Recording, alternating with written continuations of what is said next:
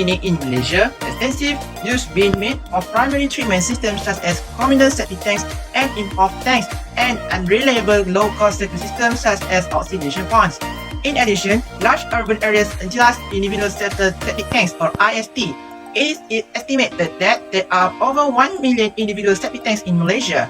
These extensive programs are nothing short of a revolution in the management of the domestic sewage in Malaysia. The entire sewage infrastructure can expect to undergo change. Estimates have been made of the number and type of public treatment plants currently in Malaysia. Same as in Logi KAS3202 in the water ecosystem pembangunan Pulau Duyong that was operated in 2008, they have all of this primary treatment system. Improv tanks is a simple form of sewage treatment plant that requires a minimal operating skill. There is no mechanical equipment to maintain, and operation consists of removing scum, reversing the flow to keep and even distribution of sludge and removing sludge. They provide limited treatment of sewage and are not a suitable long-term solution. The effluent from improv tanks can rapidly deteriorate if the tanks are not properly maintained. Oxidation ponds or stabilization ponds are a popular sewage treatment method for small communities because of their low construction and operating costs. OPs require large amount of land and the degree of treatment is weather dependent. They are incapable of achieving a good standard of effluent consistently. It is this variation in performance which requires the gradual phasing out of this type of treatment plant. Depending upon the design, OPs must be dislodged approximately every 10 years. The treatment involves sedimentation. This is when wastewater is temporarily held in large sedimentation tanks to remove settleable solids. With gravity, heavier solids sink to the bottom while lighter solids rise to the top. Chemicals can also be added as coagulants to remove more solids. Sedimentation creates sewage sludge as a byproduct at the bottom of the tank. Once this has settled, the treated water is released for secondary treatment. The sludge, meanwhile, may find use in anaerobic digestion or as a liming material. It's going to the secondary treatment.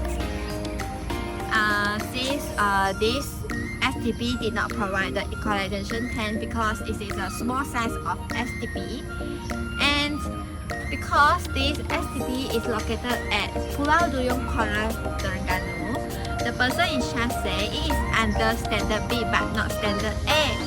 So the discharge water is just go and flow into the river. And the extended aeration tank will be chosen to use as a biological process to use in the biological treatment. It means that the sewage flow into the system all day long and the aeration also running all day long. Aeration is using blower for this STP. It's using blower to blow the air to that diffuser and spread out at the bottom of the aeration tank. So after the extended aeration tank, it will flow into a secondary clarifier to allow the sludge to settle at the bottom, while the clean water will overflow from the service through a valve. Hence, the settled sludge is then pumped back to the extended aeration tank, so which is called RAS, means return to activated sludge.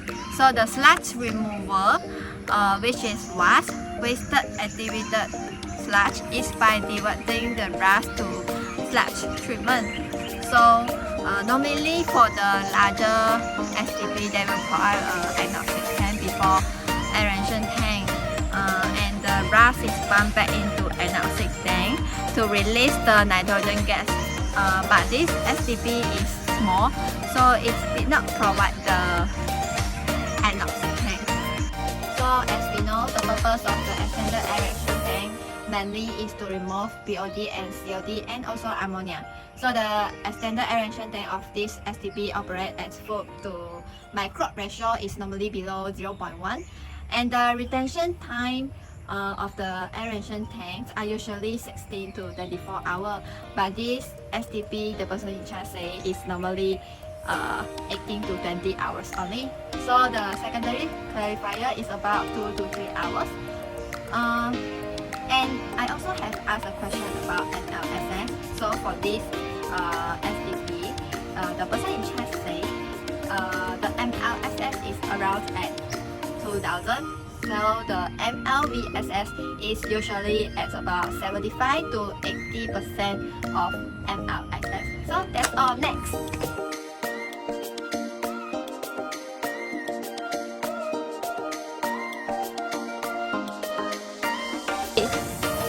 Now, I explain about slash treatment process. Okay, ILWK is responsible for the operation and maintenance of all public sewage treatment plants. Slash treatment is focused on reducing slash waste and volume to reduce transportation and disposal cost, and on reducing potential risk of disposal option. As for the slash, it will first be collected in a slash holding tank. Some large-scale STP will have slash thickness before entering the slash holding tank. Okay, if no slash thickness, the slash is usually about 10,000 mg per liter or 1% solid content. If got slash thickness, usually is about 3 until 5% solid content.